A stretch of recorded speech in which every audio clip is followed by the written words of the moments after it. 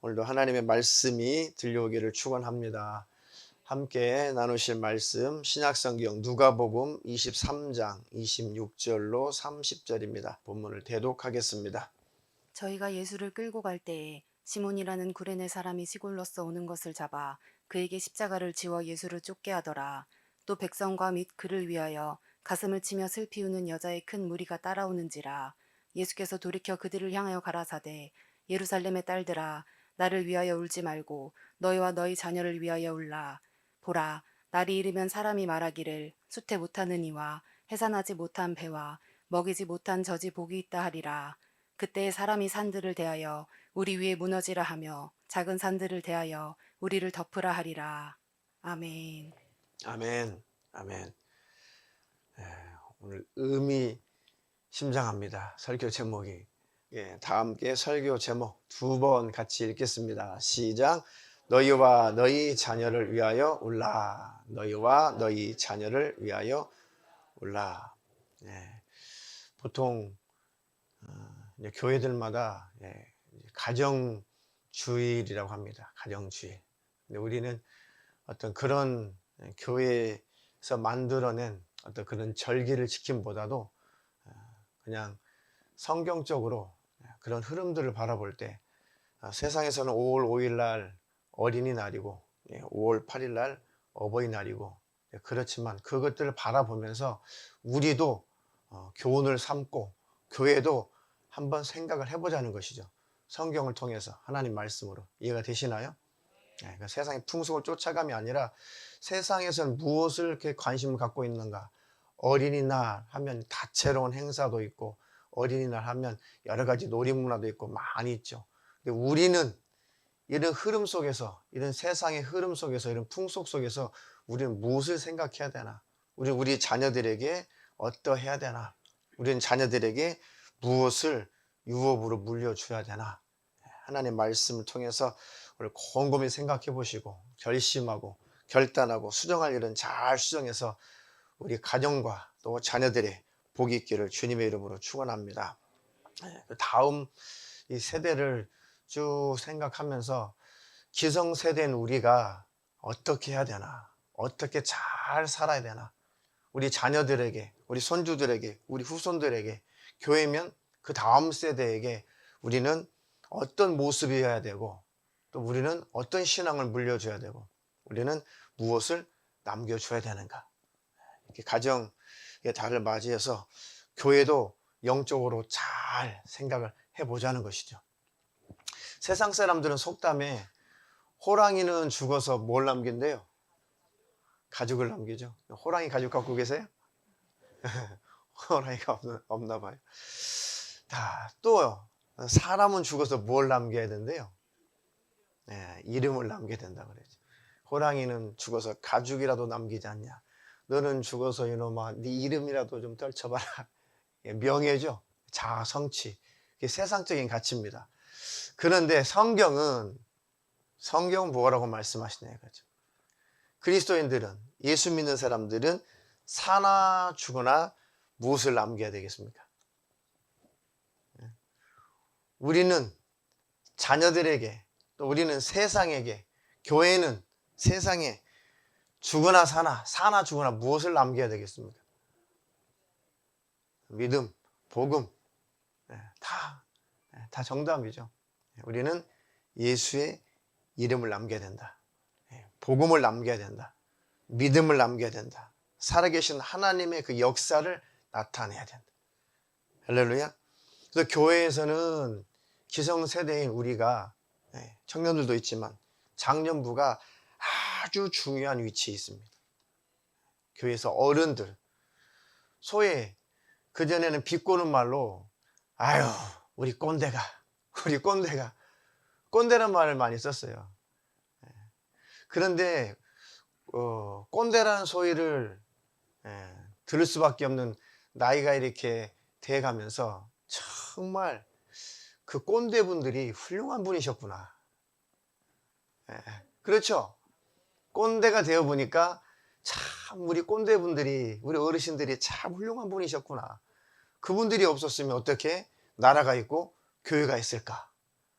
그래서 우리 자녀들에게, 후손들에게 귀감이 되어 주시기를 주님의 이름으로 부탁을 드립니다. 지난 금요일 날, 우리 3층에서 청년들이 열심히 기도를 해요. 열심히 기도를 하는데, 저는 제 방에서 설교 준비하면서 기도 소리가 이제 바로 밑에 층이니까 기도 소리도 들리고, 뭐 정확하게 어떤 소리인지 모르지만 이렇게 멘트하는 소리도 어느 정도 이렇게 들리고, 요 감을 잡고 그렇죠. 그런데 지난 금요일 따라 유난히도 막 주여 소리가 얼마나 강하게 울리는지, 와, 심장이 벌렁벌렁벌렁하대요. 예, 한 두 사람인지 세 사람인지 애절하게 주여 주여 하는데, 그 중에 어떤 청년은 살려주세요, 살려주세요. 근데 그걸 계속 외쳐요. 살려주세요, 살려주세요.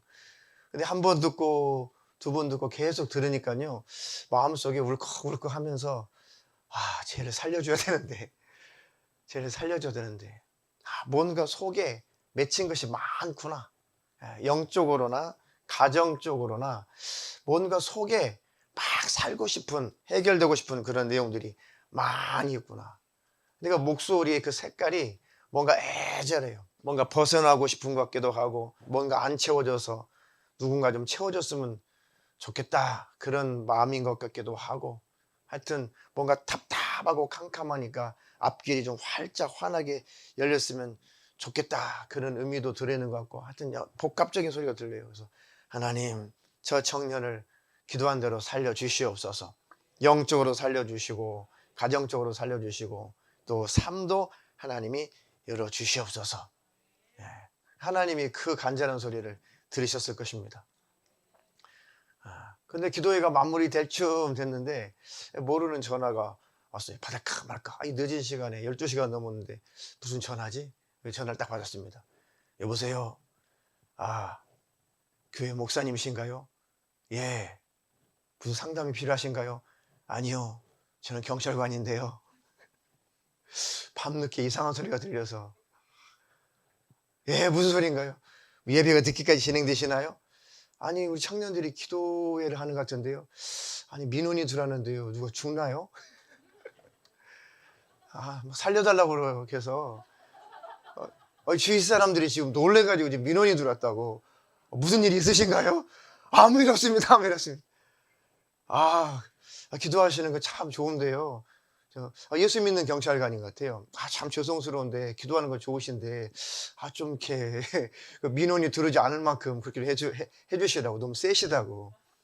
살려주세요, 살려주세요. 그러니까요, 뒤에 민가가 있거든요. 그 민원을 넣은 거예요. 뭔 일 있나 보다고 교회에. 경찰관이 저한테 확인 전화 왔어요. 기도하느라고, 우리 청년들이 기도하느라고 그러니까 걱정하지 마시라고. 경찰관이 오히려 죄송스럽다고. 아니에요, 다 끝났어요, 다 끝났어요. 앞으로 민원 안 들어올 만큼 그렇게 살려달라고 했지. 예. 그래요.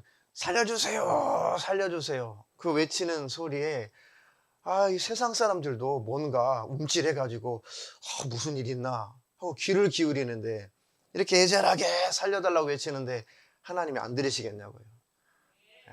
할렐루야. 하나님은 더 잘 들으시죠. 우리 자녀들을 바라보면서 여러분들이 애절하게 기도하죠. 간절하게 기도하죠. 자식이 부모를 위해서 기도하는 애절함과 부모가 자식을 위해서 기도하는 애절함과 비교했을 때 비교가 안 됩니다. 그렇죠? 비교가 안 되죠. 비교가 안 돼요.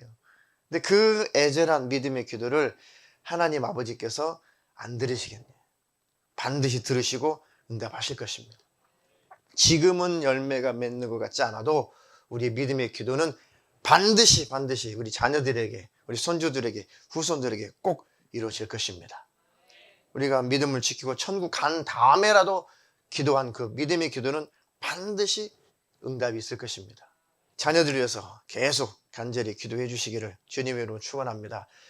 교회에서는 장년부가, 가정에서는 부모가 어른들이 가장 중요한 역할을 해야 되는 책임감이 있습니다. 할렐루야. 자, 오늘 본문을 띄워주세요. 본문 보니까요, 이제 예수님께서 사형 선고를 받으시고, 이제는 신문을 받으시고, 이제는 죽음을 향해서 십자가에서 죽으시려고 이제 끌려가시는 그런 장면이죠. 그러니까 그때 당시 예수님을 따랐던 많은 백성들과 많은 여인들이 가슴을 치면서 슬피 울죠. 슬피 울면서 예수님을 쭉 따라갑니다. 그러니까 예수님께서 가만히 그들을 돌이켜서 그들을 바라보시면서 하는 말씀이, 예루살렘의 딸들아, 나를 위해서 울지 말고 너희 영혼과 너희 자녀들의 영혼을 위해서 울어라, 이렇게 말씀하시죠. 기독교로 하는 것이, 예수 믿는 것이, 물론 우리가 예수님의 고난, 예수님의 순환, 그것을 기억하면서 나를 위해서, 나 같은 죄인을 위해서 이렇게 고난당하신, 이 순환당하신, 피 흘리신 우리 주님, 날마다 그 십자의 고난을 우리가 묵상하고 상상하면서 그 은혜를 늘 기억하긴 하죠. 그런데 예수님이 살찌고 피 흘리시고 고난당하시고 고통당하신 그것에 슬퍼할 것만 아니라, 그것을 막 기념할 것이 아니라, 그것 때문에 우리가 그냥 마음 아픈 것으로 끝날 것이 아니라, 더 중요한 것은, 예수님이 원하시는 것은 그거 기억해 주는 것보다도 내 영혼이 잘 되기를 바란다. 너희가 나의 고통을 기념하고 또 그것을 늘 생각하는 것, 묵상하는 것, 그것보다도 나는 너희들의 영혼이 잘 되기를 바란다. 너희 자녀들의 영혼이 구원받고 하나님의 복을 받고 잘 되기를 바란다. 할렐루야. 그러니까 십자가를 바라고 슬픔에 젖을 것이 아니라, 그렇게도 우리 영혼이 살기를 바라셨던 주님의 마음을 이해를 해야죠. 그렇게도 내 자녀들이 살기를 바라셔서 십자가에서 순환당하신, 고난당하신 주님의 그 더 간절한 마음을 읽을 줄 알아야죠. 할렐루야. 왜 주님이 저렇게 고난당하셨느냐, 왜 피 흘리셨느냐, 내 영혼이 그렇게 살기를 원하셨구나, 내 자녀들이, 내 후손들의 영혼이 그렇게 살기를 원하셨구나. 할렐루야. 그것을 바라보시고 고난을 당하셨으니, 하나님, 나의 자녀들이 끝까지 예수 잘 믿고 이 땅에서 하나님의 영광을 나타내고 하나님으로부터 복을 받다가 꼭 함께 천국에서 만나게 하옵소서. 그것 때문에 주님이 고난을 당하신 것입니다. 그러니까 나의 고난 때문에 울지 말고, 너희들이 나를 따라오지 못하고, 너희들이 믿음을 지키지 못하고, 너희들이 영원한 지옥의 멸망에 들어갈까봐 너희들이 영혼 때문에 간절히 그것 때문에 울어라.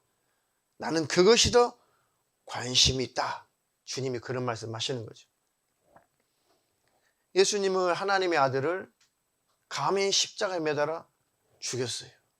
그리고 죽인 그들이 회개치 않고, 그들이 그 피를, 예수가 흘린 그 피값을 우리와 우리 자손들에게 돌려라, 그렇게 예수를 죽이자고 막 외쳤던 사람들이 그렇게 주문을 했잖아요.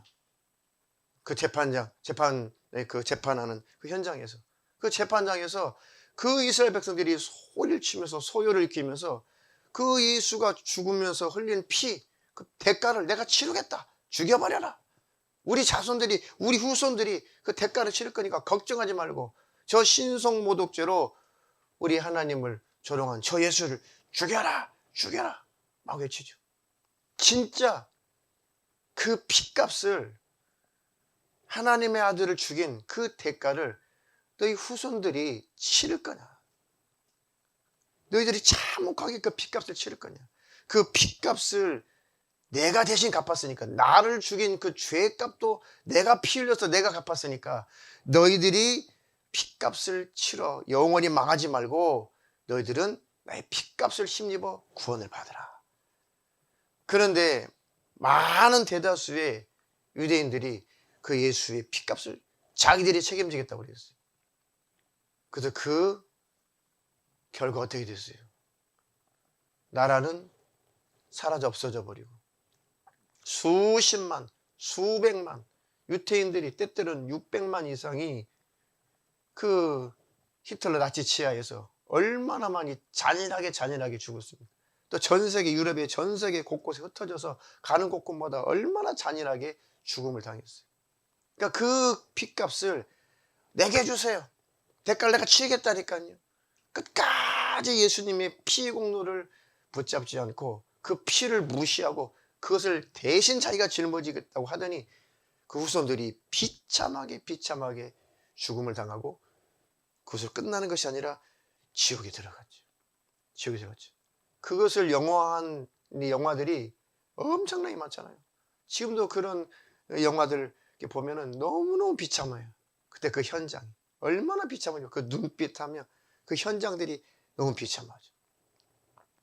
그러니까 예루살렘의 딸들아, 예루살렘아, 유대인아, 그런 뜻이죠. 너희와 너희 자손들이 나를 버린다면, 나의 핏값을 힘입지 않는다면 너희들은 영육간에 잔인한 날이 올 것이다. 너희들이 그 대가를 치를 날이 올 것이다. 그것 때문에 울라. 근데 그들이 그래서 알았겠냐고요. 주님의 간절한 그 목소리가 들려오지 않으니까 그걸 무시해버렸죠. 그 대가로 유대인들은 어마어마한 희생을 치렀어요. 어마어마한. 우리가 믿음을 잘 지키지 못하면, 온전한 신앙을 잘 우리 다음 세대에게 물려주지 못한다면 다음 세대가 교회가 무너진다든지 교회가 타락을 한다든지 아니면 신앙이 변질된다든지, 많은 기독교 국가가 얼마나 많은 신앙이 본질이 변질된 국가가 얼마나 많이 있습니까? 많이 있잖아요. 근데 그것이 그냥 신앙인 줄 알고 착각하면서 대대로 흘러 내려가는 그런 소위 기독교 국가들이 얼마나 많아요. 필리핀은 8, 90%가 가톨릭이죠. 네. 오랫동안 그 가톨릭의 그 문화의 지배를 받다 보니까 그냥 태어나면 자동으로 가톨릭. 선교를 가보면 당신 크리스찬입니까? 100이면 100 다 크리스찬이래. 근데 집집마다 다 우상단지 다 세워놨죠. 근데 가톨릭 국가의 특징이 뭐예요? 집 앞에 그 마리아상, 아기 예수상, 베드로상, 무슨 바울상, 그 집 앞에다 조금 크고 작고 그 우상단지를 막 해놓고 거기다 꽃 꼽아놓고 촛불 켜놓고 꼭 거기다 기도하잖아요. 당신 구원받았습니까? 100이면 100 다 구원받았대요. 당신 천국 갈 수 있습니까? 아, 하나님 사랑이시니까 무조건 천국 간대. 이 우상 숭배하면 안 되는데요. 아, 이거 괜찮대. 아무리 말해도요, 절대 안 바뀌어요. 잘 안 바뀌어요. 절대 안 바뀝니다. 그 대만의 단기 선교를 갔는데요, 집집마다 그런 신을 모시는 곳이 많이 있더라고요. 보니까 거기에 향불 이렇게 펴놓고 이렇게 절하고. 그래서 그 전도하러 들어가면 복음은 받아들이고 이해하는 것 같은데 절대 우상은 안 버려요. 그게 진짜 복음이 뭔지를 모르는 거죠. 그러니까 굳어져 버린 거예요. 굳어져 버린. 소위 기독교 국가라고 하는데, 그런데 가도 보니까 전혀 기독교 국가가 아니에요.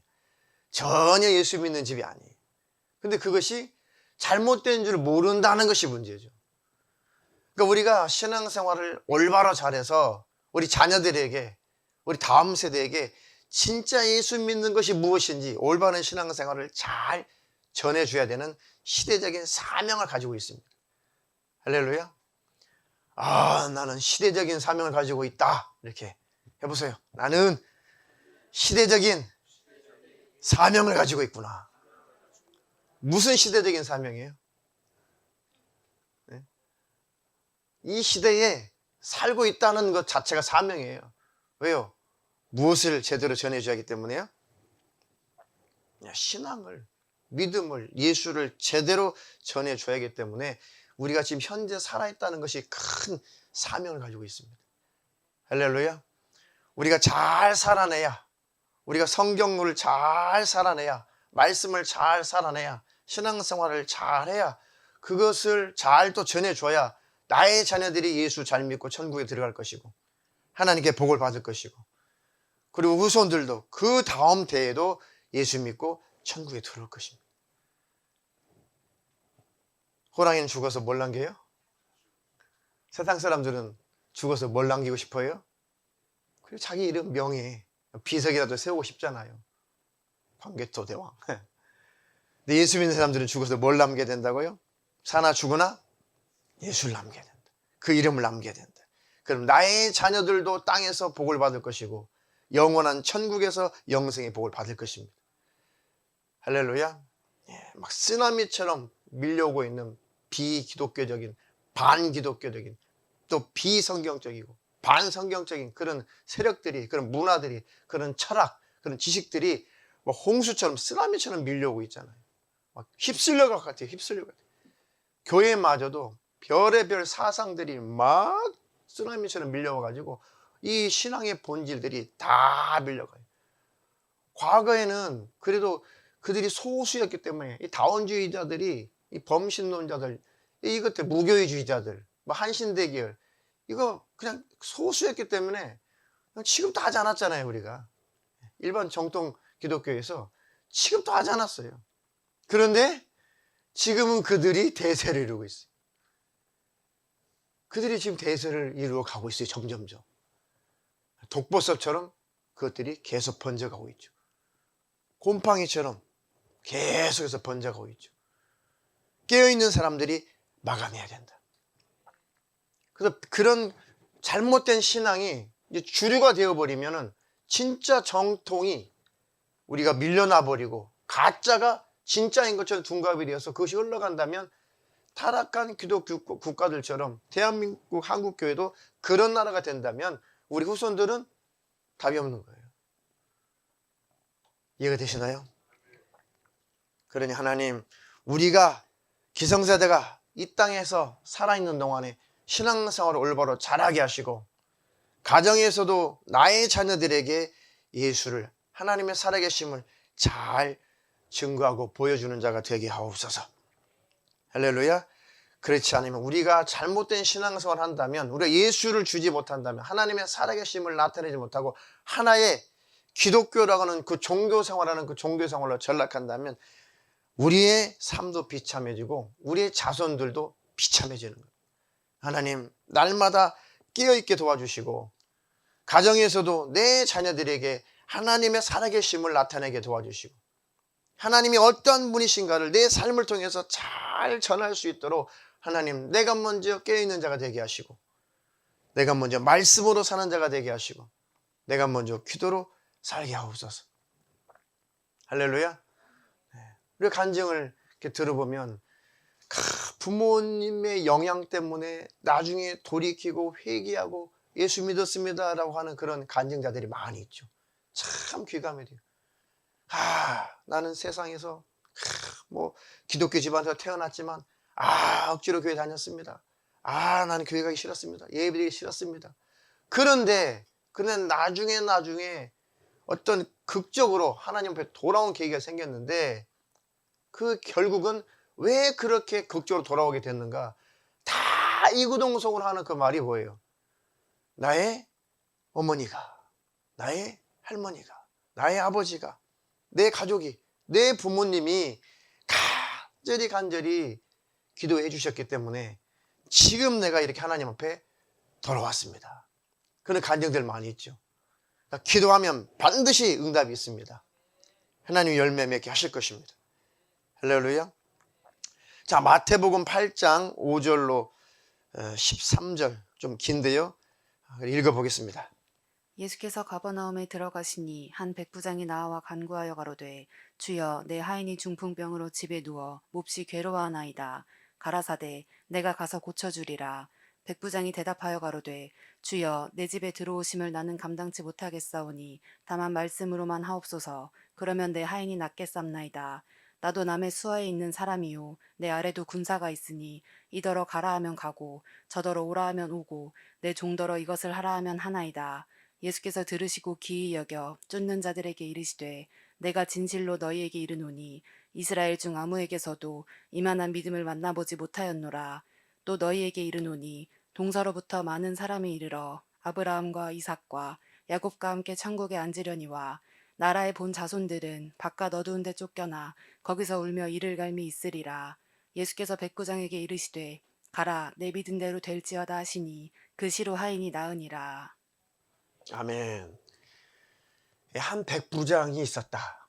근데 이 백부장은 이제 유대인이 아니죠. 소위 유대인들을 바라볼 때는 이방인이에요. 이방인. 근데 그 백부장이 자기 집에 하인이 있었는데 이 하인이 중풍병, 무섭죠. 중풍병. 이 중풍병으로 누워 있습니다. 지금 의학이 발달해 있어도 중풍병 걸리면은 심각한데 그때 당시 의학도 발달하지 못했으니 그 중풍병으로 누워 있으니 고침받기는 거의 가능성이 없죠. 그러니까 그 모습을 바라보고 참 이 백부장의 인격이 참 좋은 것 같아요. 자기 하인, 그때 당시 종이면 그냥 버려도 되잖아요. 그렇죠? 노예들이니까. 그런데 자기 노예가 중풍병으로 걸린 게 그렇게 가슴이 아픈 거예요. 그렇게 자기가 아픈 것처럼 힘이 든 거예요. 근데 예수님이 오신다는 소식을 듣고 예수님은 죽은 자도 살린다더라. 예수님 모든 병도 그분이 원하기만 하면 그 병도 고치신다더라. 그래 쫓아가가지고 선생님 내 하인 좀 고쳐주시면 안 되겠습니까? 그러니까 예수님께서 그래? 가서 내가 고쳐줄게. 내가 가서 고쳐줄게. 네가 그런 마음으로 네가 그렇게 고쳐달라고 하니 내가 가서 고쳐줄게. 근데 놀랍게도 백부장이 하는 말이 아이고 선생님, 아이고 선생님 같은 분이 우리 집에 들어오는 거를 아이고 감당이 안 됩니다. 감당이 안 됩니다. 그냥 말씀만 하십시오. 말씀만. 그러니까 이런 믿음을 가졌다는 것이 예수님에게는 예수님도 충격을 받으신 거예요.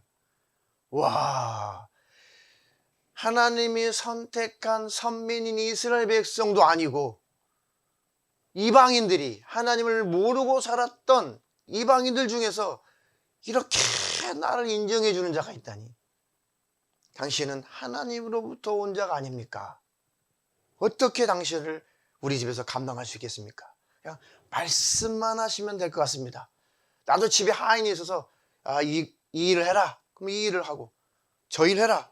저 일하고 저도 말로 명령해서 말로 일을 다 하는데 하나님께로부터 온 당신이 말씀 한마디만 하시면은 다 해결되는 것이지 굳이 우리 집에까지 오시려고 하십니까? 와, 그러니까 예수님께서 세상에 내가 선택한 내 백성인 유대인들 가운데서도 이만한 믿음을 보지 못했다. 그러니까 계속해서 아브라함을 선택하시고 그 자손에게 복을 주시고 아브라함의 하나님, 이삭의 하나님, 야곱의 하나님, 또 요셉이가 또 아브라함의 하나님, 이삭의 하나님, 또 우리 아버지 야곱의 하나님. 그 대대로 하나님께서 그 백성들에게 살아계심을 인류를 대표해서 그 이스라엘 백성들이 하나님이 자기의 살아계심을 그 역사를 계속 나타내셨죠. 그리고 자기 백성에게 왔어요. 자기가 선택한 백성에게 왔어요. 내가 약속대로 사람의 모습으로 왔다. 내가 선지자를 통해서 내가 말씀해왔던 바로 그 하나님이 난데 내가 너희에게 사람의 모습으로 왔다. 그랬더니 에이 여보시오, 뭐 당신이 하나님이야. 무슨 당신이 하나님의 아들이야. 야, 저 신성모독죄야. 저 잡아 죽여. 그러니까 잡아 죽이려고만 하지 그 하나님을 따르지 않고 그 하나님을 못 알아보다 이거지. 근데 이방인들, 버림받았다고 생각했던 이방인들이 그 하나님을 알아보는 거예요. 야, 유대인들 가운데서도 이만한 믿음을 보지 못했다. 그러니까 이것처럼 우리가 이 이스라엘 백성처럼 하나님, 아브라함의 하나님, 이삭의 하나님, 야곱의 하나님, 우리 하나님, 율법을 주신 하나님, 우리 선택하신 하나님, 그렇게 하나님 했지만 진짜 하나님이 오시니까 하나님을 십자가에 매달아 죽여버려요. 하나님 몰라보고. 그러니까 우리도 하나님 하지만 우리가 그 하나님을 온전히 섬기지 못하고 내 자녀들에게 그 하나님을 온전히 전해주지 못하면 내 자녀들도 그냥 부모님 믿던 하나님, 할아버지가 믿었던 하나님, 할머니가 믿었던 하나님 하는데 진짜 하나님이 없어요. 진짜 믿음이 없다면 죽으면 지옥이죠. 멸망이죠. 그러니 저와 여러분들이 하나님을 잘 알아보고 할렐루야, 늘 하나님을 경험하며 살고 그 하나님의 살아계심을 자녀들에게 잘 전해줘야 된다. 할렐루야. 우리가 이제 믿음을 지키고 하나님 나라 천국에 들어간 다음에 우리 자녀들이, 우리 후손들이 확실히 자기들의 하나님이 있어야 돼요. 할렐루야. 엘리사의 선생님이 누구였어요? 엘리사가 누구를 쫓아다녔어요? 엘리야를 쫓아다녔죠. 그 엘리야가 많은 이적과 많은 능력을 나타내면서 하나님의 살아계심을 증거하고 갔어요. 엘리야의 제자 엘리사가 열심히 엘리야를 쫓아다녔어요. 근데 엘리야가 많은 이적을 나타냈죠. 그 눈으로 그걸 엘리사가 다 목격했어요. 그리고 눈으로 보는 상황에, 엘리사가 눈으로 보는 현장에서 엘리야가 회리바람을 타고 천국으로 들어갔어요. 육신은 공중분해 돼버렸겠죠. 그 영혼만 변화되어서 천국에 들어갔으니까. 그러니까 엘리야가 걸쳤던 두루마기 옷이 땅에 팔락팔락 떨어지니까 그것을 가지고 이제 다시 요단강을 건너가야 되는데 자기에게 믿음이 없잖아요. 그렇죠. 그동안 엘리야의 하나님은 있는데 자기 하나님이 없는 거예요. 자기 하나님. 두루마기를 옷을 잡고 이 강을 건너야 되는데 과연 그 엘리야의 하나님이 나와 함께 계신가? 그 엘리야의 하나님이 정말 나와 함께 계실까? 그래도 간절히 엘리사가 하나님께 외치죠. 나의 하나님 이렇게 외치지 않죠. 엘리야의 하나님, 엘리야의 하나님, 엘리야와 함께 하셨던 그 하나님이 나의 하나님이 되어주십시오. 그 하나님은 나와도 함께 해주십시오. 할렐루야. 우리 자녀들이 우리 부모님과 함께 했었던, 우리 어머니와 함께 했던 하나님, 우리 아버지와 함께 했던 하나님, 우리 할머니, 우리 할아버지와 함께 했던 그 하나님이 나와 함께 계심을 나로 알게 하옵소서. 그 하나님이 나의 하나님이 되어주십시오. 평생에 그렇게 하나님을 붙잡고 살아야 되지 않겠어요? 할렐루야. 그러니까 하나님의 살아계심을 우리가 자녀들에게 목격시켜주며 살아야 된다. 우리 제자들에게 목격시켜주며 살아야 된다. 우리 주일학교 선생님들, 중고등부 선생님들, 우리 반 아이들에게, 내게 맡겨주신 영적인 제자들에게 하나님의 역사와 하나님의 살아계심을 늘 전해줘야 된다. 할렐루야. 그들이 어느 날 나의 하나님은 어디 계시지? 어렸을 때는 부모님 따라 교회 다녔고, 그때는 선생님한테 말씀 배웠고 했는데 그 하나님이 지금 나의 문제를 해결해 주셔야 되는데 그 하나님이 나와 함께 계시는가? 나의 부모님의 하나님 나와 함께하여 주시옵소서. 우리 선생님의 하나님 나와 함께하여 주시옵소서. 그렇게 우리는 우리 자녀들에게 올바른 신앙을 전수해 줘야 되는 시대적인 사명을 가지고 있습니다. 할렐루야. 그래서 우리도 잘 되고 자녀들도 잘 되는 축복이 있기를 주님의 이름으로 축원합니다. 동서로부터 많은 사람이 이르러 아브람과 이삭과 야곱과 함께 천국에 앉으려니와. 나라의 본자손들은, 선택한 선민들, 이스라엘 백성들은 오히려 그 하나님을 믿지 않고 바깥 어두운 데 쫓겨나 거기서 울며 이를 갈미 있으리라. 그러니까 예수 믿는 가정에서 태어나서 교회는 다니고 했는데 진짜 예수가 없어요. 진짜 믿음이 없어요. 그들이 죽어서 다 멸망으로 지옥에 들어가는데 전혀 예수 안 믿는 가정에서 태어난 자녀들이 하나님의 은혜로 그 하나님을 만나고 예수 믿고 천국에 들어가면 어떡하냐. 그 내용과 똑같은 거죠. 본 자손들은 바깥 어두운 데 쫓겨나서 거기서 울며 이를 감이 있을 것이다. 그런데 그 외에 자손들이 구원을 받는, 예수께서 백부장에게 이르시되 가라 너의 믿음대로 될지어다 하시니 그 시로 하인이 나으니라. 할렐루야. 우리 자녀들도 하나님께 복을 받으려면 자기 하나님이 있어야 돼요. 할렐루야. 그래서 이 백부장이 이렇게 확실하게 주님 앞에 믿음을 보인 것처럼 하나님 우리 자녀들도 꼭 믿음을 하나님 앞에 보여서 하나님께 그때그때마다 문제 해결받는 축복 있게 도와주시고 인생이 하나님으로부터 복을 받게 하여 주시옵소서. 자, 우리 디모데후서 1장 3절로 5절 읽겠습니다.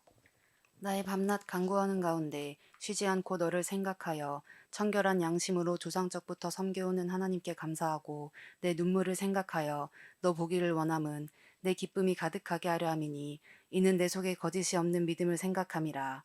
이 믿음은 먼저 내 외조모 로이스와 내 어머니 유니게 속에 있더니 내 속에도 있는 줄을 확신하노라. 아멘. 바울이 참 유명한 사도죠. 능력 있는 사도. 사실 전무후무한 사도라고 해도 과언이 아니죠.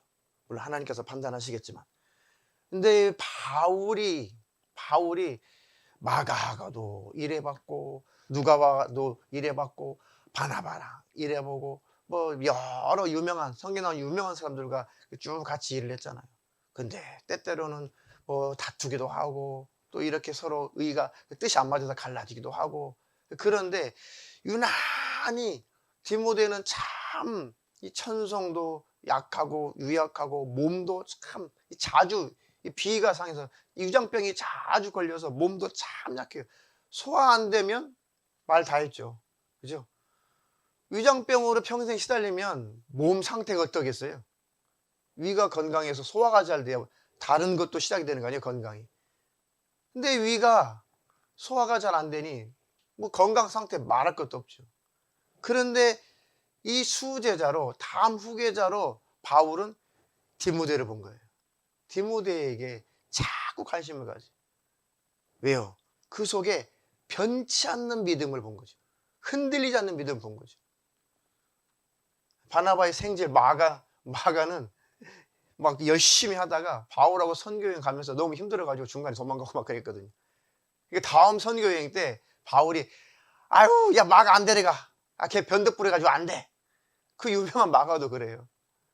아유 그 마가 안 데려가. 그러니까 그 삼촌이 바나바잖아요. 바울 그래도 좀 데려가. 그때 질려버렸어. 그때 변덕 부려가지고 내가 차라리 없는 이만 못해. 막 대판 싸우죠 막 자기들끼리. 그런데 별로 영향력이 없는 것처럼 기록이 되어 있는데 디모데는 근데 바울이 이를 귀하게 여겼어요. 이를 후계자로 삼았어요.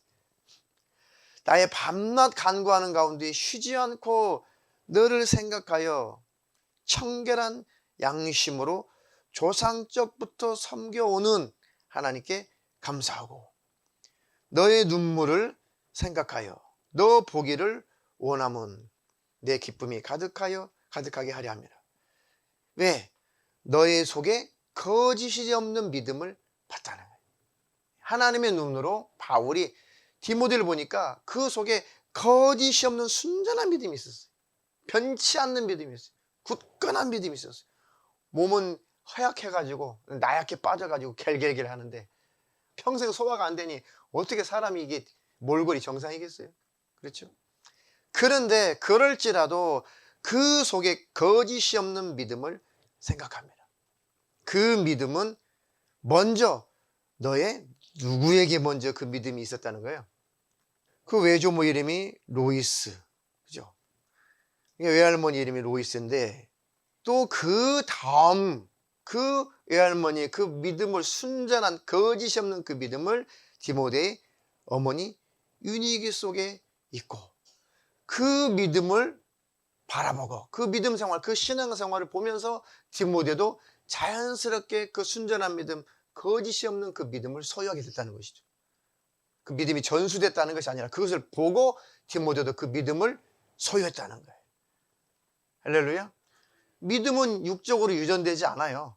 그 믿음의 모습을 보고 부모의 믿음의 모습을 보고 또 할아버지, 할머니, 외할머니, 외할아버지 믿음의 모습을 보고 그 후손이 믿음을 가진 거예요. 하나님은 살아계시구나. 내 외할머니 모습을 바라보니까 하나님은 살아계시구나. 우리 어머니 모습을 바라보니까 하나님은 살아계시구나. 근데 남자 이름이 없네. 외할아버지, 친할아버지 없어요? 왜 아빠 이름은 없는 거 도대체? 남자들이여 정신을 차립시다. 할렐루야. 남자들이여 각성합시다. 어느 교회나 성비를 비교하면은 여자 성도 숫자가 훨씬 많은데 그러면 안 됩니다. 똑같아야 됩니다. 하나님, 우리도 꼭 이렇게 살게 하옵소서. 할렐루야. 그래서 마지막 에베소서 6장 4절 한 절 읽겠습니다. 또 아비들아 너희 자녀를 노엽게 하지 말고 오직 주의 교양과 훈계로 양육하라. 아비들아, 아비들아라고 하는 것은 부모들아라는 그 상징입니다. 부모들아, 너희 자녀를 노엽게 하지 말고 너희 자녀들에게 그냥 아무 이유 없이 그냥 승질 부리고 짜증 부리고 그 아무 교육 안 돼요. 제가 신학교 다닐 때 부모 교육이라고 하는 것을 일부러 선택해서 들었거든요. 그런데 제가 기억이 남는 게 그거예요. 교육이 되는 교육법과 교육이 안 되는 교육법이 어떤 차이가 있냐면, 어떤 부모는 자녀가 잘못되면 무조건 소리 지르고 무조건 윽박 지르고 무조건 뺨때기 때리고 무조건 발로 차고 무조건 이렇게 폭력을 행사한다는 거예요. 잘못한 건 맞아요. 근데 막 그렇게 해요. 그런데 그런 교육법은 자녀들이 바라볼 때 이렇게 여겨진다는 거예요. 또 왜 저래? 지금 뭐 하는 거야? 또 열받았나 봐? 이렇게만 생각한다는 거예요. 내가 잘못했구나. 그것은 없대요.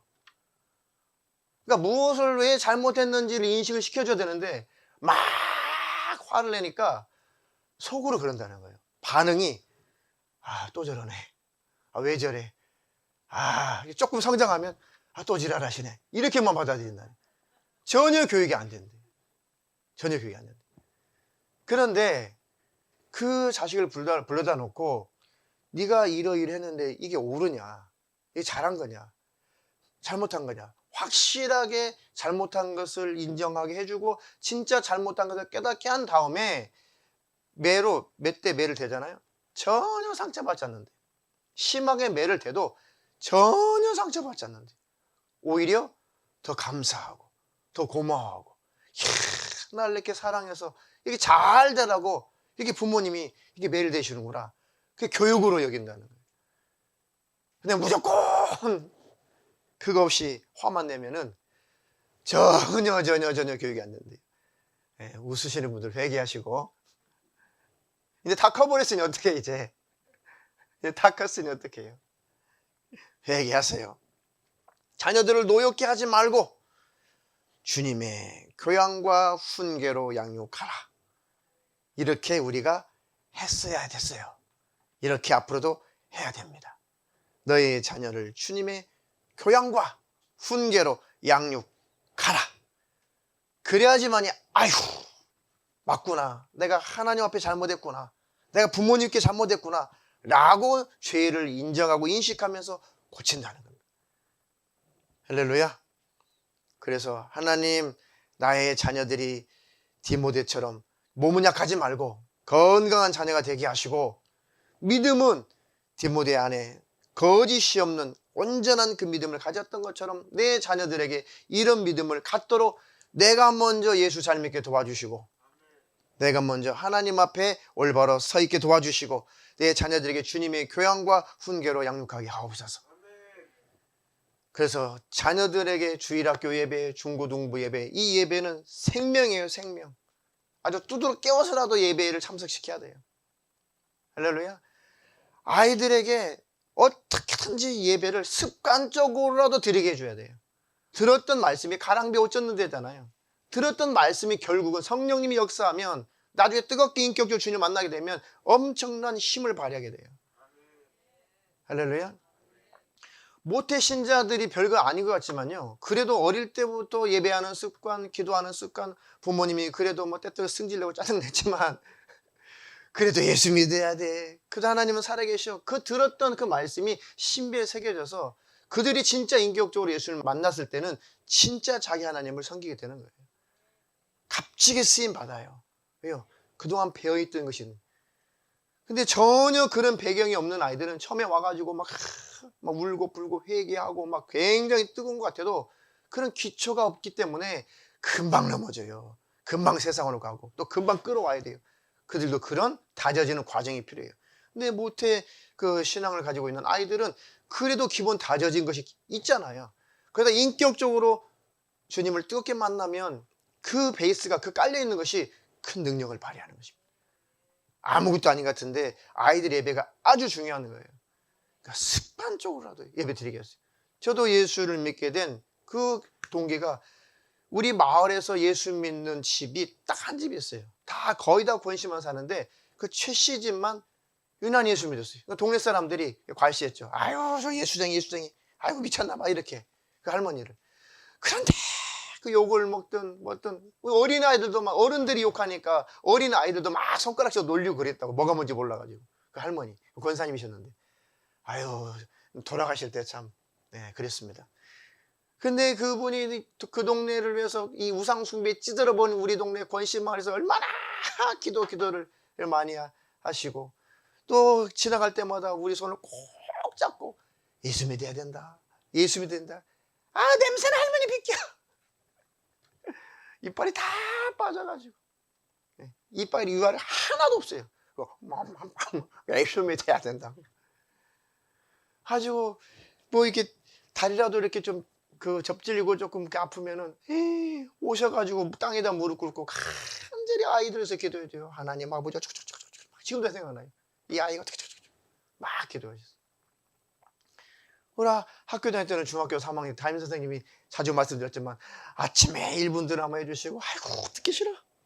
처음에 한 달 동안 듣기 싫어. 오후에는 동네 시간에 내가 5분 드라마 해줄게 얘들아. 진짜 이번엔 재밌는 게 해주려나 보다. 아니 또 성경 얘기하네. 한 달 동안 얼마나 듣기가 싫은지. 큰일 났네.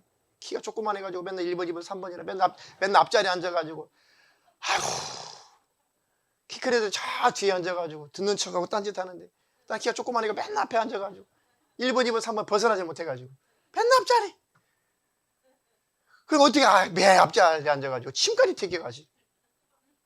그때부터 침례 받았어요. 침례. 근데요 진짜 한 달이 지나가니까요 진짜 하나님 살아 계실까? 너무 진지하니까 그분이 너무 진지하게. 애들은 처음에 얼마나 태도가 그랬겠어요. 아우 씨 막 S 짜증 막. 그런데 얼마나 그분이 진지한지 진짜 거의 반 애들이요 거의 몇 명 빼고는 한 달이 가기 전에 다 귀를 기울이더라고요. 그리고 그 여름에 그 해에 그 장로님 그 선생님이 장로님이신데 그 장로님 다니시는 그 교회 섬기는 그 교회 중고등부 수련회가 있었는데 야 며칠 날부터 수련회 있다? 시간 되는 애들 와? 그리고 방학이 됐어요. 와 근데 그 소리가 하나님 소리 좀 들려가지고요 기어이 수련회 가고 말았잖아요. 뭐 이름 적고 뭐 그런 거 못 있어요. 그냥 와 며칠부터 며칠까지야? 가지고 우리 옆집에 친한 그 제 또래 친구가 있는데 걔 둘이 고민인 거예요. 고민. 야 진짜 하나님 살아계신 것 같은데 벌써 수개월이 지났죠. 이제 학기가 시작된 지. 하나님은 살아계신 것 같은데 선생님이 오면 좋은 일이 있을 거라고 하나님이 살아계신 것을 꼭 알 거라고 하고 가셨는데 방학이 됐는데 야 우리 가야 되냐 말아야 되냐. 우리 친구가 먼저 우리 그 전에 있는 지하구에 그 간판 해줬던 그 친구거든요. 그 친구가 나는 갈래. 그 걔는 5대 독자 해가지고 맨날 부모님이 점 보고 막 점집 다니고 그랬던지 5대 독자 말이 5대 독자죠.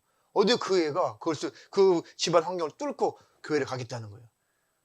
근데 왜 뚫었냐면 5대 독자니까 꼼짝 못해. 맨날 부적 붙이고 막 명태 쪼가리 붙여놔도요. 그래도 자식이 간다 그러면요 꼼짝 못해. 그 힘을 빌렸어요. 난 어떻게 허락받지? 우리 집도 만만치 않은 집안인데 어떻게 허락받지? 그래가지고 그 친구가 힘을 줬어요. 그래도 가자.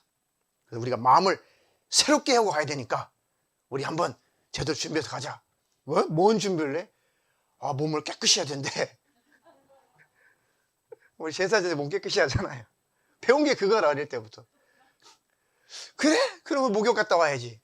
그러더니 그 애가 딱 바리깡 하나 그 책보 있죠 책보. 뭐라고 하죠 그걸? 보자기를 딱 가지고 우리 집하고 걔네 집하고 담도 없었어요. 그 큰 나무를 잘라가지고 나무에 그루터기 하나 있었거든요. 그루터기를 딱 의자 삼아가지고 딱 앉더니 머리를 밀어달라는 거예요. 왜? 기도원 가잖아 우리. 마음을 새롭게 해야지. 이렇게 순진했다니까요 우리가. 기도원 가야 되는데 뭔가 단단히 준비를 하고 가야 된다는. 그러니까 중들이 산에 들어가서 머리 밀잖아요. 이 생각을 한 것 같아요. 우리가 배우지 못해가지고. 그래서 기도원 가려면 머리를 밀고 가야 되는데. 그래가지고 진짜? 진짜래. 아주 난 난생 처음 이 머리를 처음 해봤어요. 그래가지고 이 머리가 그냥 바리깡으로 이렇게 머리 이렇게 밀면 밀릴 줄 알죠? 안 밀려요. 절대 안 밀려요.